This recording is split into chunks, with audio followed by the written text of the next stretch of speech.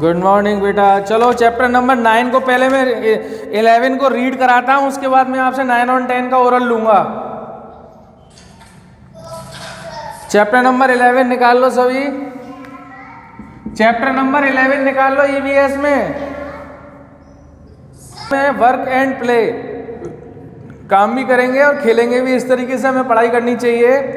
Children assist their parents in house hold work. जो बच्चे जो होते हैं वो उनको मदद करनी चाहिए अपने पेरेंट्स की घर के कामों में। They go to market to purchase. जब वो कुछ भी बाजार से खरीदने जाएं। वेरियस आइटम्स लाइक जैसे कि vegetable, fruits, milk. And they go to school and work hard there. तो हमें अपने स्कूल का काम भी करना चाहिए और वर्क हार्ड भी साथ के साथ करना चाहिए। They also do their homework. हमें अपने घर का काम भी करना चाहिए। But they can not do work through out the day. But पूरे दिन ऐसा नहीं है कि हम एक ही काम में लगे रहें। हमें स्कूल के काम भी करने चाहिए और अपने घर के काम भी साथ में मदद करनी चाहिए। दे नीड अ ब्रेक और एंटायर और टू प्ले टू रिलैक्स। और काम करने के साथ साथ हमें ब्रेक भी लेना चाहिए और खेलना भी चाहिए।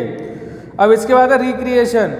रिक्रिएशन में spending time in doing something different from the routine in known as recreation. यानी कि अपने जो डेली रूटीन्स के हमारे जो वर्क होते हैं उनके अलावा हमें कुछ अलग जो काम हम करते हैं वो होता है, कोई एक नई चीज़ किसी दिन करी तो वो हो जाता है रिक्रिएशन, रिक्रिएट होना। जैसे आप डेली पढ़ते हो, घर के काम कर रहे हो और आपने और उसी दिन कोई एक नया काम किया तो वो हो गया recreation. Recreation is way to relax and refresh our body and mind. कोई भी एक नई चीज़ जब हम करते हैं तो हमारे को एक रिफ्रेशमेंट मिलता है और हमारी बॉडी और माइंड दोनों एक तरीके से फ्रेश हो जाते हैं। People have different ways to recreation such as reading books. जैसे अलग अलग तरीके से रिक्रिएशंस करते हैं, बुक्स को पढ़कर, म्यूजिक सुनकर, TV. Next playing games. Playing games is an important way to recreation.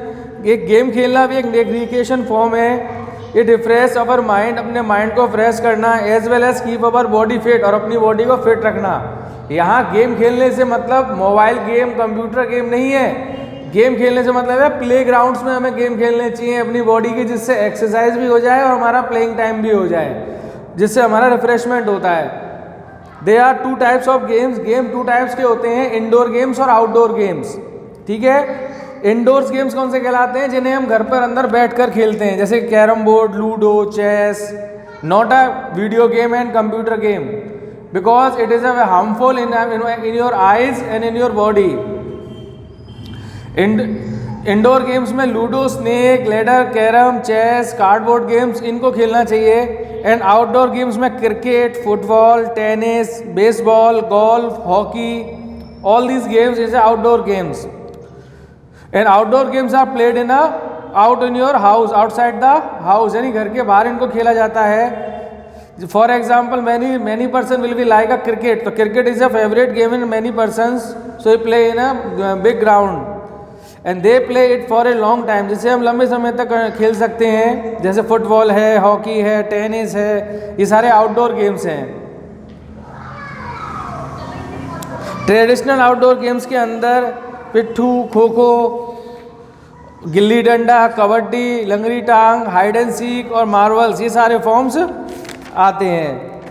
तो इस तरीके से हमारा ये चैप्टर कंप्लीट होता है। अब आप लोग मेरी तरफ ध्यान देना। मैं आपसे चैप्टर्स के बाद अब क्वेश्चन पूछूंगा। चैप्टर नंबर 9 के पहले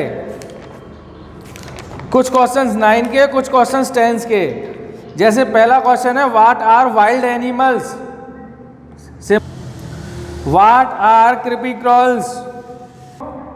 observe, what special features have a lizard? Special features have a lizard?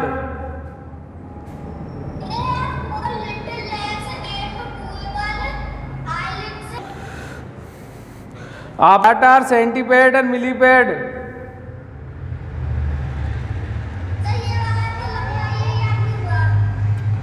तो इसे बताओ, how does a tortoise protect itself against its enemies?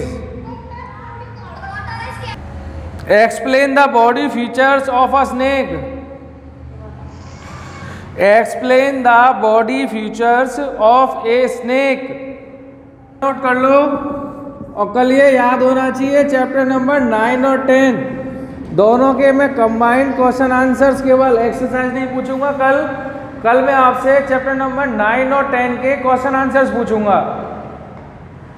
तो टोटल क्वेश्चन आंसर्स इसके अंदर देखो 5 तो ये 10 चैप्टर में है और 5 ही 9 चैप्टर में है। तो 10 क्वेश्चंस में से कम 6 क्वेश्चंस आपको लर्न होने चाहिए।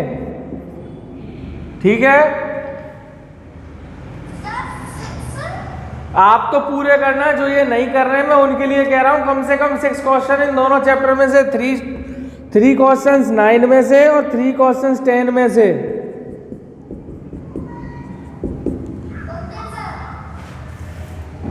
ओके, अब ऐसा करो इसीलिए